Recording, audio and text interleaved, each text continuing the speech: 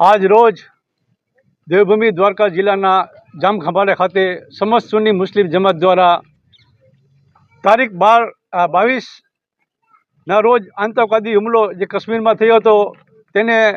વખોડી કાઢવા માટે સમસ્ત સુન્ની મુસ્લિમ જમાત દ્વારા એક વિરોધ પ્રદર્શન માટે સમસ્ત મુસ્લિમ જમાતના આગેવાનો, ઉલમાએ કિરામ, સમાજના અગ્રણીઓ તેમજ દરેક મસ્જિદના ઇમામ સાહેબો હાજર રહ્યા હતા. આ થકી જામખંભાળિયા શહેરની દરેક મસ્જિદમાં કાળી પટ્ટી બાંધી અને વિરોધ દર્શાવવામાં આવ્યો હતો અને નમાઝ બાદ દુઆ કરવામાં આવેલી હતી કે આપણા હિન્દુસ્તાન શહેરમાં અમન, સુકૂન, શાંતિ, ભાઈચારો જળવાઈ રહે એવી દુઆ કરવામાં આવેલી હતી. અને સર્વેને મતે આપણે આપણા સમાજના, આપણા દેશના નાગરિકો સુરક્ષિત રહે, તેનું સન્માન જળવાઈ રહે, તેમજ આખા ઇન્ડિયામાં અમન, સુકૂન, શાંતિ જળવાઈ રહે તે માટે દુઆ કરવામાં આવેલી હતી. અને આપણા વડાપ્રધાન શ્રી નરેન્દ્ર મોદી સાહેબ અને ગૃહમંત્રી અમિત સાહેબને પણ અમે નમ્ર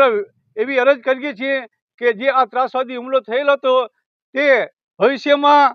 આવા ત્રાસવાદી હુમલા કરનારને સખ્તને સખ્ત સજા આપવામાં આવે. અને એવું પણ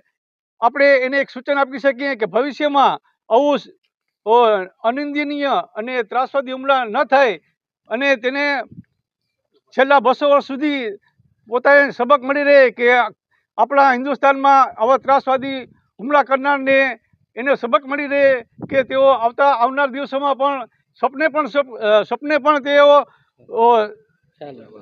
વ્યવહાર ના કરી શકે એવો અમે એને આમાં આપણા શું કહેવાય નરેન્દ્ર મોદી સાહેબને અમે એવી અપીલ કરીએ છીએ અને વિનંતી કરીએ છીએ. હિન્દુસ્તાન, હિન્દુસ્તાન,